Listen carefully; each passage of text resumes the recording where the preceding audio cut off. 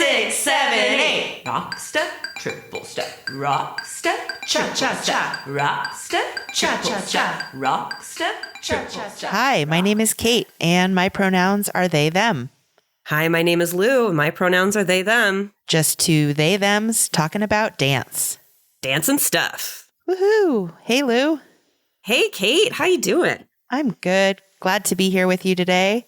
Well, we have a really cool guest today, but I also want to just drop in here that, I don't know, I think this is our 7th episode maybe we launched, and we've had an amazing reception so far. Yeah, this is the first time we're recording since we actually launched the podcast, and we have been blown away by the fact that we have already have international listenership, and we've had such great feedback. It's just been really incredible. How much amazing. Thank you all of you for wanting to listen to our weird little dance podcast. Just, keep listening and tuning in. And if you have ideas, we want to know. It's been really fun so far. Absolutely. What's on the agenda? Well, we're going to be talking about disability and dance today. That's right. And we have something really special, which is actually our first interview with a guest named Hazel Weakly. We actually recorded this interview a year ago during our pilot. We'll be sharing that later in the episode. And I wanted to start this episode off by asking Kate, because I don't actually know, do you identify as a disabled person? I don't, but I do. Yeah. It's kind of like my gender. Things. There's a blurry line when it comes to thinking if you're disabled or not. There's actually this, I was on The Cut in Seattle. I don't know what that is. These YouTube videos that are I don't know, it'll be people on a first date playing beer pong and in a studio, and they're playing, or I was on a guessing episode where there's a lineup of people, and then there's a person that's a guesser, and you have to guess something about the people that are in the lineup. And my friend Mindy Lind, who's an extremely talented artist and musician, and she was producing this episode, and she's a disability activist. And one of the reasons she cast me is because I had chronically ill and chronically chill in my Instagram bio. And this was before I started identifying as disabled. I was cast in this episode because the thing that I was guessing about people was if they were born disabled or if they became disabled in their life. And after I ended up, being visibly disabled and walking with a cane, I talked to Mindy about it, and I was like, you clocked me. You knew that I was disabled before I knew that I was disabled. And it's just one of those things. It's disability and queerness are very, very similar in a lot of ways that it depends on how you define it. It's true. It's true. And I mean, that's what I said initially is it's kind of like my gender. Exactly. It's I don't know. I saw a disabled comedian, and he was talking about how there's all these kinds of minorities, but the disabled minority is just the only one that literally anyone could become a part of at any time in their lives. And most people will. Absolutely. Yes. It's the one minority that you can become a part of at any time. And, I kind of argue that queerness is a little like that too. You never know when someone's going to blow your mind open on your gender. There's, I know. You're just like spaghetti, straight until you get wet. It's true. And I also, I kind of have defined it in my own life mostly as I don't get disabled services. Yeah. And so I have chronic pain for sure. That's been a lifelong thing for me, is chronic pain. Right. There was definitely a moment where I got my ADA parking pass, and I was like, well, got that little blue dude in my visor now. So it just kind of was like a label that totally. I started wearing that kind of shifted things a little bit for it. But it's also this spectrum. There isn't a day necessarily that you become disabled. There's a day where maybe something happens or you realize it or something like that, but it can be a really blurry line sometimes. We both have chronic health issues, and we're both disabled, and we're both dancers. And it can be pretty hard to do something where the community is so physically able-bodied minded to have this be something that we do and hold community within. Right. I mean, personally, until the last 5 years, like until the pandemic when I was really forced to slow down, I really didn't have any context for what that could mean for me. And you hardly ever see people who are visibly disabled that you can like kind of point to and say that person is differently abled or like not doing all the stuff like everyone else is on the dance floor. And that creates this very tight bandwidth for who can dance. And just not seeing people, seeing people do the most out there on the dance floor is really what I was accustomed to for a very long time. Absolutely. I know when I became visibly disabled and started walking with a cane and very much so needing it both before and after dance socials, because on my way to the dance social, I'd need to conserve my energy so that I'd have energy to dance. And then after the dance social, because I used all my energy and my joints were wiped, I would definitely need it afterwards. And when I started walking around with that cane, the way I was being treated in dance spaces, really changed. A lot of strange comments. A lot of people stopped speaking to me.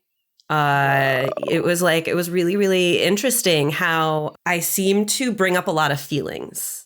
Now that it wasn't even me, it was my cane. My cane brought up a lot of feelings in the dancers around me. It was a very interesting thing to have happen. Oh, yeah. I mean, this is sort of adjacent, but with chronic pain, you have to tell people. Yeah. You can't just... disability is like one of those invisible things. People it's totally invisible. Disability, that's why I'm like, when I became visibly disabled, because I've been disabled my whole life, but there was a day where I needed to walk out of the house with a cane. Right.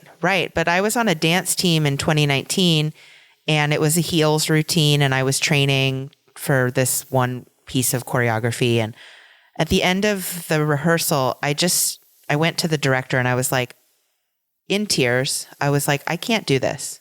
I can't do the stuff you're asking me to do. And instead of accommodating that, I was just pulled completely, like on the spot. And that was first it was a really empowering moment because it was the first moment where I was like, I hit my limit. I'm not going to push through this.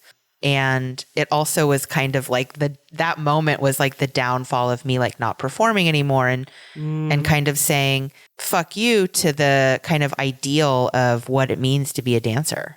Yeah. As I was going really downhill in my mobility back in late 2023, I was on a performance team. It's like one of the few performance team moments I've really had in my life. And I was very lucky with having someone who was directing that, who would modify things and was supporting me. And she definitely really understood where I was going with my mobility and that she needed to support me in accommodating it. However, then when we did the performance and there was video evidence of it that was posted online, I was cut out of all of the things. Damn. So it was definitely like, I'll accommodate for you to be here, but like, I don't want you to be visible. Wow. And that was kind of like an interesting moment.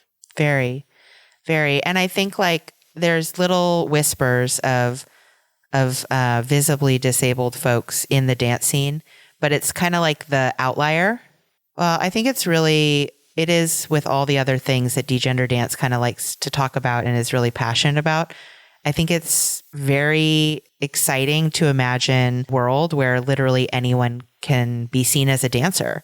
I read this amazing quote not that long ago. I can't think of any actual names of people who said these things or dancers that I'm talking about, but the quote was, all you need is to have your molecules bouncing around inside your body to be a dancer. Oh, I love that so much. Like, of course you're a dancer. Your molecules are bouncing around, you know? Yeah. So. Your heart's dancing all the time. Exactly. Beating.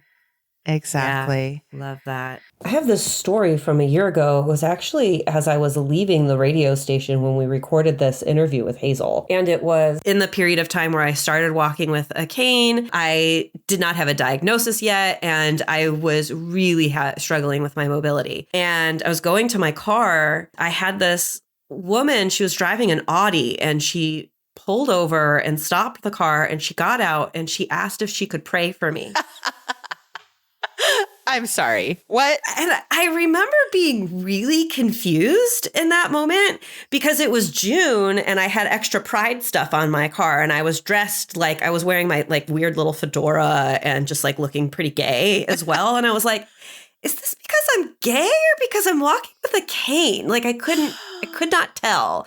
And Oh my now God. with talking to other disabled people, I know that it is quite a thing to be stopped by people who believe they can pray away things. And not that I don't want to knock it if you I'm a spiritual person, I'm a witch, I believe in like the power of prayer and stuff, but I'm glad she asked for consent so I guess, could say no. Yeah, it was a really interesting moment. I mentioned my friend Mindy. She says that she has started asking for money for those people. Hey. And I think that is the way to go. That's the way to go. Yeah. And next time I'll just be like, all right, $200, that'll heal me. I remember you telling me that story and I was just like, I don't know, just kind of mind boggled by the audacity to go up to someone and just bring your kind of, I can do something. I can, you're so sad. Let me help you. Right. Well, and it's because disability makes people uncomfortable because it reminds them of their own mortality. Exactly. So people really want to have control over other people's disability instead of just accepting that it might make them a little uncomfortable. Right. Like another moment that I had is a place that I was going to go dance. Ballrooms are always on the fucking second floor. I don't know why. That's the thing. But they're almost always on the second floor of places. And there's this one place that I was going to go dance that was on the second floor. And it was after a dance. And I was waiting for my friend to come. So I was just chilling there with my cane, feeling pretty tired after dancing. And the guy who organizes the dance came up to me and offered to carry me down the stairs. Oh my God. And I was just like, I was fine with I'm fine walking down the stairs. It's okay. Like, I get that there's no elevator here and it sucks that I have mobility issues and I have to go up and down the stairs. But it felt like him wanting to carry me down the stairs was way more about him than me actually needing to go up and down the stairs that day. Yeah, absolutely. Let me make myself feel better in this moment. Right. Yeah. So I think it's just like really important that when interacting with other people's disabilities, always letting them take the lead and always checking in with yourself and making sure, is this more about me or is this more about actually supporting someone that I'm, holding community with? Totally. I'm glad you shared that story because, I mean, on the one hand, that was freaking hilarious. And on the other, it's like, it's a good segue to just like make a little bit of awareness or, to create some awareness in our own minds as we think about this stuff. And like I said earlier, we're all going to be there at some point. Yeah, absolutely. Like, disability is one of those things that we like to like have a lot of perfectionism around, thinking like, oh, I'm not disabled, but like, do you wear glasses? Guess what? That means that because disability, like people think that it means something complicated, but what that word literally means is that you just have a different ability. Right. And everyone has different abilities. Exactly. So true. I'm actually have been incredibly grateful for having as much mobility issues as I've had and even becoming immunocompromised and how much that's changed the way I move through the world, because ableism was the deepest ism that I've had to deprogram. And getting into that, and I'm still haven't completely undone it. I don't know if I ever will. I don't know if I'll ever completely deprogram all this white supremacy that I have been raised with. But I have been so grateful for seeing the world through the lens of somebody who has mobility issues, because it's really broadened the way I understand the world. Yeah. Yeah. I think like my own story recently is that I've been on 3 months of leave from work. And I mean, 3 months does not even begin to scratch the surface of my 40 years of pushing myself too hard. And spending that little bit of time has really awakened me to like how much stopping and slowing down forces you to think about the things that you can and can't do. Absolutely. And it is kind of its own like little bit flip side to the coin of how hard it really is. So I think that's really insightful. And let's all think about that a little bit in our lives, maybe just a little bit, so we can show up better, right? Yeah, absolutely. That's what it's about, doing the best we can to just show up slightly better than we did yesterday. Hell yeah. I know that you have some really interesting, weird inner ear stuff that you have that really affects your ability to do spins and turns and like spin drills. I'd love to hear a little bit about how that affects your ability to dance. Well, I have to be honest, I haven't had anyone for sure tell me what it is. I've been through so much trying to figure out what it is. Yeah. Lately. Super common, by the way. Like, oh my God. I've been to so many doctors. Apparently my ears are fine, except for there's a little crack in one of the tiny bones in there. Anyways, it's a very long story, but what I'm discovering about myself now in physical therapy and with lots of other info is my body is hypermobile. Yeah. My neck is hypermobile, and I'm actually finding out now that I'm actually hypermobile all over. Yeah. And my physical therapist says chronic pain is really common for people that are hypermobile. And a lot of my dizziness and vertigo and nausea and blurriness, it's all to do with my neck having a hard time stabilizing itself. Oh, yeah. Yeah. Hypermobility is crazy common among dancers. I think one of the reasons is because not only dance helps your body feel good if you're in chronic pain, but also I think hypermobile people get a lot of validation in dance because they can make cool shapes. Absolutely. Yeah. And I think it's been a really old problem. I think it's one of the reasons I injured myself so much as a volleyball player when I was a kid. Yeah. I pick stuff up really easily. And I think, I can go into figures, well, because my body can just move in that way. I also think it's responsible for how much muscle rigidity and tension that I have, because I think my muscles are trying to try and reinforce my body where it would normally just kind of twist out of shape or whatever. Yeah. And so this is going to be a long unwinding of that and building up stability, really. Yeah. So man, that's going to be a slow process, but yeah, the dizziness as a dancer really prohibits movement. Oh, thanks for asking about that. We actually have a really cool interview that we're going to share today that we recorded last year. We were doing this residency at King FM here in Seattle that let us use their very cool recording booth. And we were creating the pilot for this podcast.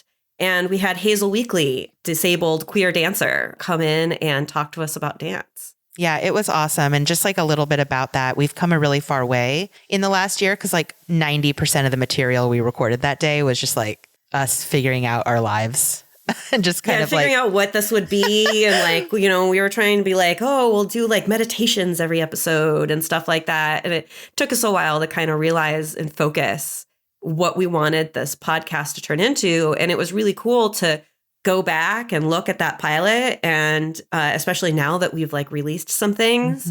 And we realized that most of that pilot was not worth releasing, but that this interview with Hazel was just so good that we wanted to make sure that we did an episode focusing on it. Yeah, this was from 2024. Let's talk a little bit about who the amazing Hazel Weakly is. Hazel is one of my Lindy hopping friends. She is originally from Portland, but is now in Seattle. She is a genderqueer trans woman dancer who is also a switch dancer, and she's also deaf.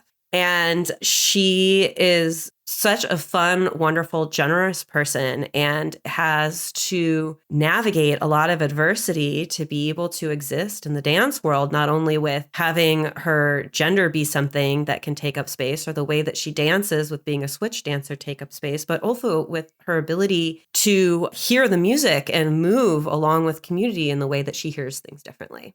Yes. And another little plug for how cool she is. You'll hear it in the interview, but she's also this well-known tech person. Yes. So she's a tech extraordinaire who gets recognized for that in her life more than as a dancer. And I just think that dynamicism is just it's just exciting when people are bringing a lot to the table. Yeah. Hazel's like this super famous, very cool tech person that's very well known in the tech industry. And people don't know that she's actually a really amazing, very cool dancer. So here's the moment where, we get to kind of show her alter persona as a very cool swing switch dancer. I'm just blessed to have her as a friend. And we were very lucky to be able to get her to come into King FM with us and record this interview last year. Yeah, it was great. Shall we transition into it? Let's hear what Hazel has to say. Let's go ahead and hear from Hazel. Like stereo, where you record 2 microphones into one channel, but then you make it mono channel. So right, it's all mono channel. So it's all the same thing. Anyways, Hazel, we did not come here today to talk auto engineering. But let's talk more after, because I'm learning a lot from you right now. We came here to talk about dance today, and we're so excited to have you in here as a dancer because you come to dance with a lot of a different approach than most people because you're a very unique and amazing person. So we're really excited to hear about all of that. So first of all, Hazel, why don't you just introduce yourself? Who are you? What are your pronouns? So, hey there. First off, I'm Hazel, and I am really excited to be here. My pronouns are she, her.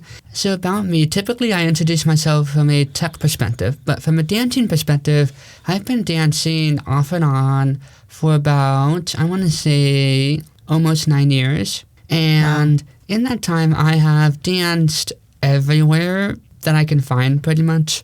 So I've danced anywhere from basically every major city in Washington, also basically every major city in Oregon, half of the major cities in Idaho. I've danced in Arizona. I've danced in Tokyo. Oh, dancing in Tokyo. That's fancy. And I didn't necessarily plan on doing that, but it just happened. And well, when in Tokyo. When in Tokyo, go swing dancing. Right? Yeah. Did you know that I met someone from Boise in Tokyo? What? A social dancer? Yeah. Wild. That's amazing. That's, small world there. It was really funny because we just looked at each other because we're the only white people in the room, right? Yeah. And you both happen to be from the Northwest. Yeah. And we just looked at each other and we're do I recognize you? Do I not recognize you? Do I? And we just stared at each other for a solid 5 seconds. And then she said, Boise? And I said, I knew it. It's so funny. Dance world's like that. Mm-hmm. You just you dance with somebody once and they leave a little bit of an imprint in you. And you can find them across the world and be like, how do I know you? Mm-hmm. Oh, we danced once 4 years ago. Exactly. It's really funny how that is. I want to ask real quick, because I know you're a really fancy tech person. Do you want to just tell us real quick, what you do in your day job life? Yeah. So in my day job, I am a principal architect in the platform organization of my company. And I spend my time figuring out how to accelerate organizations, transform them, and then give everybody the tools in order to make all of their things that they need to emergent and cohesive, from local decision making all the way up into the global company perspective and the international community as a whole. I also speak internationally and go to conferences and do panels and talks and presentations and podcasts. Yeah, very fancy. That's why I thought you'd be such a great person to bring on this podcast, is because in your work life, you're a very public person, but I don't think you've been quite spotlighted so much in your dance life. Have you? No? No podcasts yet in the dance world? No podcasts. It's been funny because I've achieved a very high level of recognition in my career, and dancing has remained one of the things where I'm mediocre. You think you're mediocre? Well, it's not necessarily that I'm mediocre. It's that I don't have name recognition the same way. You're not that is so different. Upper echelon of the dance world and stuff like that. Yeah, well, that's a whole different it's weird can of because worms. I've gone to conferences where I'm not even speaking at the conference. I'm just in the same town as the conference, and then I'm recognized on the street. Yeah. Wow. Yeah. But and then the Lindy Hop world is extraordinarily different. Yeah. Mm-hmm. Yeah. There's not a lot of people, recognizing normal dancers off the street. They're recognizing Remy, maybe. He just recognized. He sticks out, right? He's very distinctive. He's very tall. Yeah. Really excited to talk to you about gender in dance, because you're transfemme and you're also a switch dancer, and you've been dancing for a decade. So I really want to know how you feel towards switch dancing, how you feel towards like leading and following with your gender, and how's that changed over time? So that is a fascinating topic, and I could probably go on that topic alone for hours. I would say that one of the things that was really central to my relationship with dance, even pre-transition, was that I always viewed myself as a switch dancer, to the point where an identity as a lead or as a follow was a foreign concept to me. And I understand that most people identify as a lead or as a follower or have a primary role, but my primary role is genuinely switch dancing and always has been, even from the very beginning. And that was something that was very intrinsic to how I wanted to approach things, to how I viewed the dance and how I felt comfortable in the dance. And looking back on that, that's probably one of the first areas where my gender relationship and everything sort of peeked through that subconscious and did that sort of showing up. I was going to say, you're like, I've always wanted to be a switch dancer, and I'm like, gay. It's very gay. I know, I'm like, I'm relating.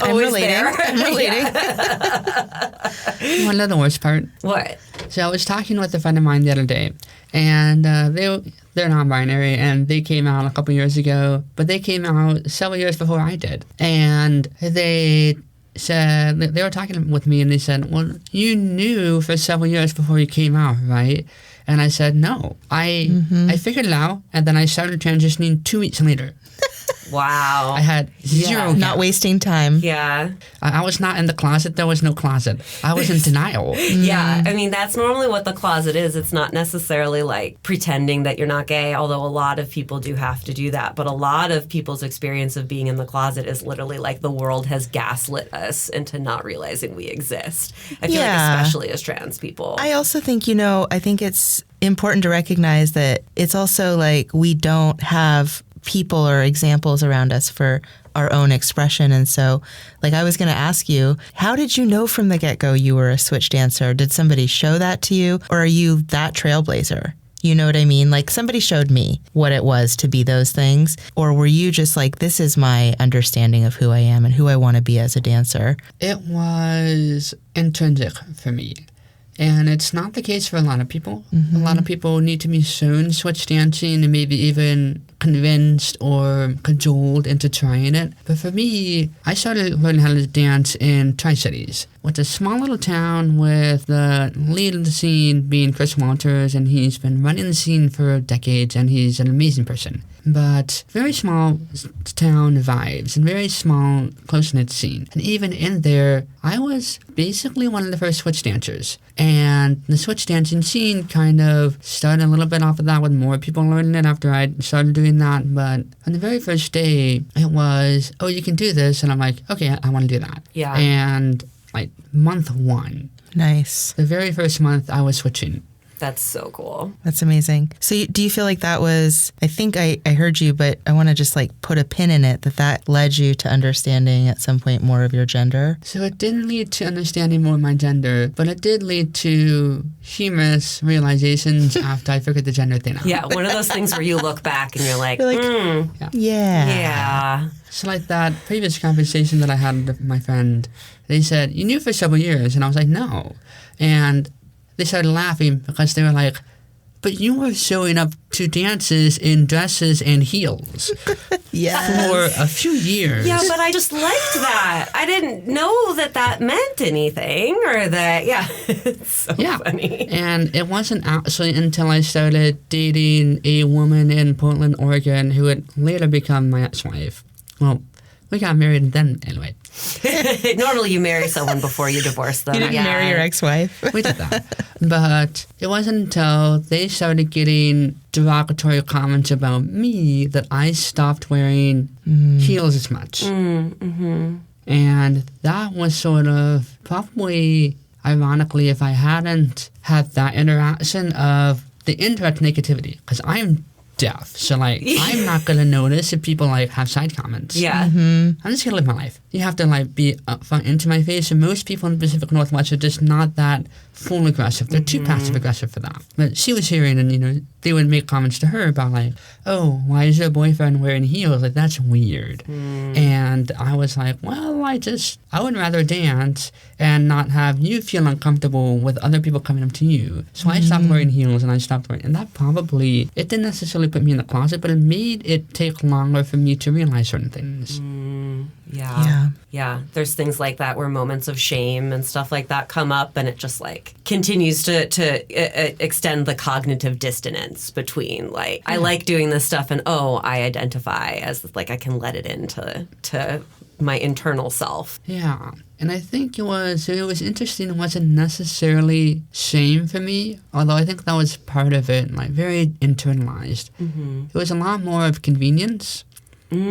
Where, so like, this is where the difference between gender identity and like your sexual identity and your identity and trauma all like get blended into one giant soup. Yeah. Where you can't tell the difference between how you are because you are and how you are because you are shaped by the traumas. It becomes just sort of the same thing. And so for me, one of those was very much, I was disassociated my entire life. Yeah. Fairly severely, actually. Like, there's entire sections of my childhood I just don't remember.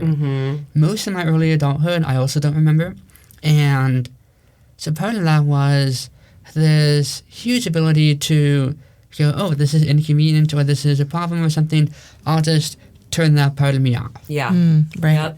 Yep. Yeah, that definitely, rings home for me, especially the like dissociative part of it until you start getting really comfortable in your body and then you can actually like tune in to the world around you. For me, I know that had a lot to do with dancing too. I don't think that I felt comfortable enough in my body to start dancing until I like came out and started understanding myself. Because before then I was like, don't touch me. I don't know what I am. It's weird. Yeah. Do you see, is there a link there for you as well? Like, when did that, because when we talk about having repressed memory or things that just we weren't able to carry, when did you become able, and how did you become able to carry that for yourself? So carry it in dancing or just carry it just in general? Yeah, just in general. Does it link up with dance for you, or? So I first exited my dissociative state about 6 months after transitioning. Wow. So I believe that. I was 26. And I have been disassociated in some form or another since my earliest memories around 3 years old. Wow. That is incredible. And so that's where most of my memories like really start. That's why we talk about things like gender affirming care is life-saving, like literally, because that's like a huge example of your mental health greatly improving after being able to transition, like being able to actually stop dissociating and like enter your body. How did that change your dancing? So it's fascinating. It didn't change my dancing all that much. It changed other people's perception of my dancing, which then in of itself changed my dancing. So one of the things that I remember thinking very clearly is, even in the very earliest beginning part, there are leads who follow, and then there are followers. Like, you feel like a natural quote, native follower, you feel like a native lead. And I wanted to feel like a native follow and like a native lead. I didn't want to feel like I didn't want to feel like a woman leading or a man following. I wanted to feel like a native in both, whatever that meant. Yes. So I had the most wicked swivels for a guy. I had swivels that would make women across the room go, wow. Yeah, your swivels are sharp. But the other thing when you were talking about being in heels earlier, you're incredible at dancing in very high heels. In Lindy Hop, no one wears a heel over like 2.5 inches, maybe, and you're out there in like 4-inch heels. Dancing like, Lindy Hop? Yeah. Oh. And she's like throwing my down God. too. I love it. It makes sense that you were wearing heels before you started transitioning because you're so good at them. Want to know a funny story about Yes. me pre-transition in heels? Yes. So I was dating my ex-wife at the time, and I had a friend of mine who, when I showed up to the dance in Spokane in heels, she said, those are 3-inch salsa heels. You cannot dance Lindy Hop in 3-inch salsa heels. Yeah. And I said, just watch me. Yeah. Oh my God, I love it. So here I am in a 3-piece suit. 3-inch salsa heels. Yes. I strut over to the out-of-town instructor who was there for that weekend, and I asked him to dance. And he said, sure. And for some reason, I entered like this transcendent state of being where my skill level as a follower had temporarily doubled. We were in that flow state. We were in that magic. The band was hitting this like really like high energy 180 beats a minute kind of thing. And we were just killing it to the point where half of the room had stopped dancing and had just kind of crowded around us, watching this hotshot dude dance with this weird ass in heels. And he actually, at the end of the song, he took me and then he threw me in like a big Finnish dip at the end of it. And I pointed my heels and I was like, woo! Yes. And then, so after that, like, I was gassed halfway through the song. I was dead 3/4 of the way into the song. So I walked back to my girlfriend at the time and my friend, who are both just screaming their heads off at me. And I'm trying, like, physically to not pass out because that's how overtired I am. And I walk over to them and I'm like, how's that for dancing in heels? Nice. And she said, okay, fine, you can dance in heels better than me and I hate you for it. I know, I'm like, teach me. Yeah, definitely not a heels dancer. I would have not only like passed out from exhaustion, but also would have broken an ankle in that dance had we been in different places. I wanted to ask a little bit about your timing because I know you were living in Portland and then you moved to Seattle. I'm just kind of curious about where your transition was in that, and then also like your moving from one dance scene to the other. How was that? Because you came to Seattle, like I met you fully out and, you know, transitioned. So just wondering where that timing is. Yeah, so it's very interesting because half of Seattle knew the old me. Right. Much less of them recognize that it's me. But also it's pretty easy to figure it out because there's like 2 deaf dancers ever and I am both of them. Yes. That is so good. And we have the same last name, so like, I mean... Yeah. That's incredible. So yeah, that was something that I was a little aware of people who'd been a dancer for a long time in Seattle just being like, oh my God, have you seen Hazel? Like, they're just being like so happy for you because you were showing up more authentically and stuff like that. So yeah, it's funny you've confused a lot of people. Yeah, it was fun. It was a lot of fun because I didn't warn anybody. Yeah. I just showed up one day and I was like, hi, my name's Hazel. And then everybody who knew me before dancing, like had followed everything, already knew my name. Mm-hmm. Everybody else just like knew me as Hazel. So most of the newer generation, like the people that started during COVID, only know me as Hazel. Everybody else knows me as that weirdo with like a hearing dog who would go to all the weird events and just show up randomly, had way too much energy, would sometimes dance in heels and like a skirt or something. Totally sis. Oh my God.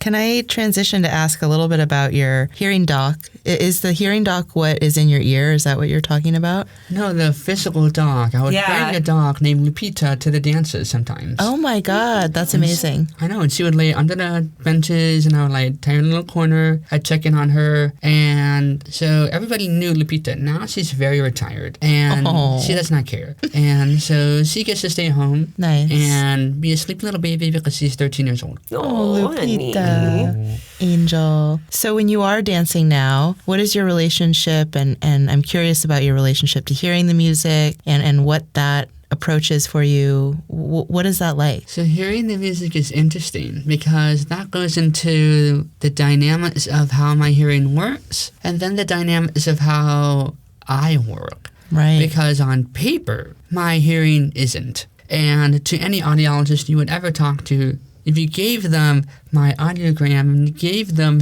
everything, they would go, yeah, this person signs, they do not speak. They are fully deaf. Because my hearing is 110 plus decibel loss in both ears across all frequencies. You can't measure above 120 because that's instantly damaging. Mm-hmm.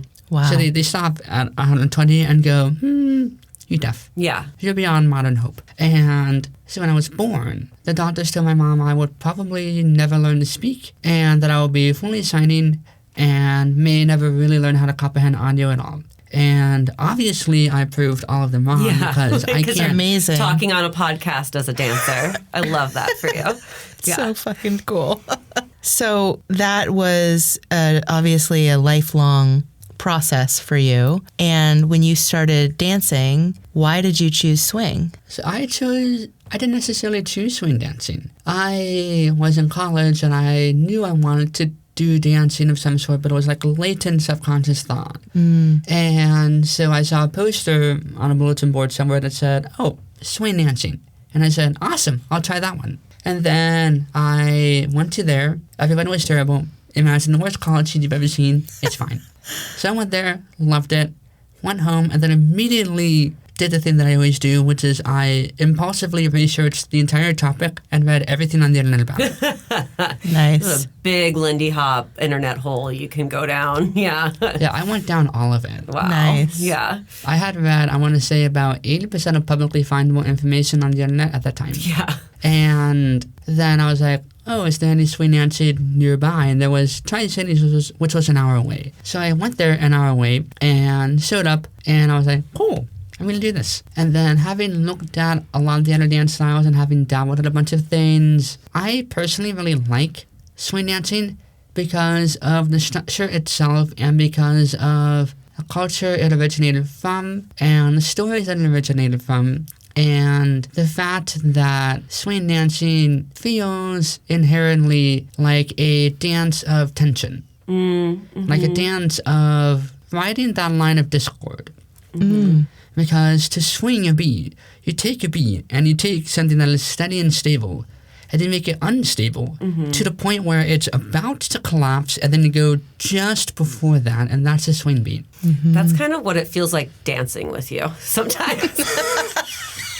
Not all the time, but when we're really throwing down, it's like you ride it as hard as you can before it breaks. And that's been my entire life, where I've always been on the very, very edge of the cliff, riding the lightning. Yeah, love that. And that's just how I am, and that's how the particular flavor of trauma queer that I kind of like ended up in. We are all kind of ride the lightning type of people. And so finding a dance where the dance is in tension with itself and where the culture is that of tension against the mainstream and sort of being true to something and feeling these conflicts between a bunch of very difficult topics and being very open to not embracing the norm and finding a unique way to express something in yourself without breaking the rules of the dance. And giving yourself a huge amount of flexibility. Yeah. All of that really appeals to me. That's definitely very Lindy Hop. Like that's jazz. Like we have these very simple rules play. I want to ask a little bit more about hearing disability and then being a dancer and being able to hear. First of all, do you experience any discrimination or any barriers with going to dance socials or classes or anything like that with your hearing? Yes and no. So I haven't necessarily experienced people not wanting to dance with me. I do sometimes experience people thinking that I'm much less skilled than I am because I didn't happen to hear the beat on this one song. And if DJs play songs that are older original records, those are often much harder to hear because the audio quality is worse, and then there's fans going on next to the speakers, and it's just a horrific idea. There's also that tension there of the older original records tend to be more black, and the newer records tend to be more white artists. So I tend to unintentionally bias myself towards white music artists, and I don't like that. Yeah. I bias myself towards clear audio quality where I can actually hear the bass line. Yeah. But that ends up being that. Like, I can dance to about 20% of Ella Fitzgerald, and the rest of it, I hope for the best. Yeah. What about like leading versus following? Is it easier to enjoy a dance that you can hear maybe less well with somebody who's leading you? It's easier in different ways and harder in different ways. Yeah. So with leading, I have to really, really pay attention to my own pulse and really, really pay attention to the timing. I can't ever really screw it up. I have to stay on beat. And I can't really rely on the follow because as you get better as a follow, you learn to follow your lead regardless of the beat. And I like to dance with follows who stay on beat regardless of where I am so I can correct to them. But that is the opposite dynamic of most follows. Right.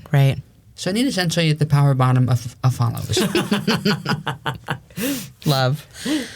So as you mentioned the bass line, is the bass line your like framework for finding the beat in the music? It is. So when I listen to swing jazz, I'm listening for the energy peaks and where they are. And so we have 3 energy peaks in swing jazz, which I didn't know there were 3 until like a couple months ago. Wow. As I finally started being able to hear the third one for the first time. There's 3. There's the 1 and the 3, which are the main energy peaks, and that's where the jazz horns really come in on. And then you have the 2 and the 4, and that's the backbeat, and that is the less accentuated beat. But if you listen to swing jazz enough, it feels like the more accentuated beat because that's where all the energy momentum generates. Right. You have the 1, 2. Yeah. Right. And so I end up hearing the less energy is the higher energy because that's where like I feel the urge to shift momentum. But if there's no clear 2 and 4, and I'm really only hearing the 1 and the 3, then I can lose where the 2 and the 4 is, or I can hear the 1 and the 3 as the 2 and the 4. Right. Because I'm listening for the energy piece, and if some are missing, my brain's just going to go and shift it over. And then there's the third one that I didn't know about, which is intentionally designed to screw me over. So the third one is apparently there's the drum bass line, then there's the bass line. And due to how audio dynamics work, the bass line can be anywhere from directly resonating at the peak at the same time as the drum, or about 20 milliseconds behind, or about 20 milliseconds ahead, depending on whether or not the bass is sitting behind the pocket or in the front of the pocket. Right. Where the bass drum vaguely defines the pocket, plus or minus. And so I'm like, I had never really heard the bass line before. I always heard the drums, and the drums were it. So if I didn't have the drums, I was screwed. And then I'm listening to songs with 3 distinct different peaks of energy. The bass line, the other bass line, and then these singers in the jazz, and they're like 3 or 4 different pockets of energy, and it becomes very noisy for me. But for hearing people, it just sounds like a rhythmic rush of energy, where you're sort of almost double jumping the beat, and you're going, and it just really goes up and has this nice wave to it. Feels like a rumbly energy. I don't get the rumbly energy, I just get noise.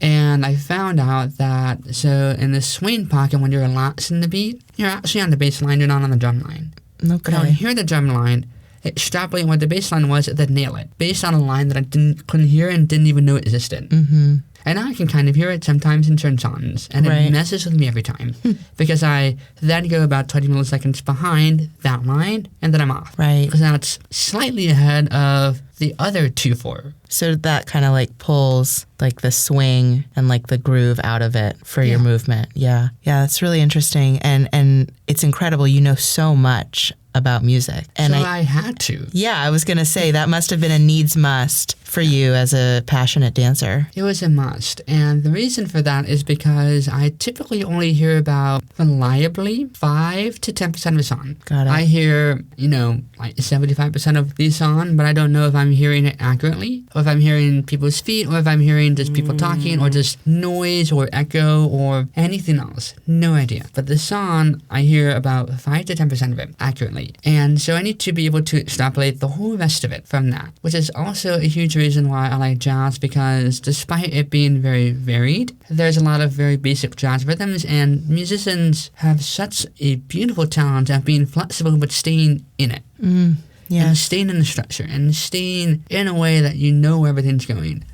So I actually have somehow developed a reputation, I suppose, of being a musical lead, which is hilarious to me, because I can hear, less than a quarter of the song, and I'm just knowing the music theory and knowing the structure of the song, where it's gonna go, and then I hear the first 4 counts, I missed in that 17 and a half, I hear something, I'm a half beat off, and I go, oh, and then so I just stretch my rock step into a 3.5 beat swing out.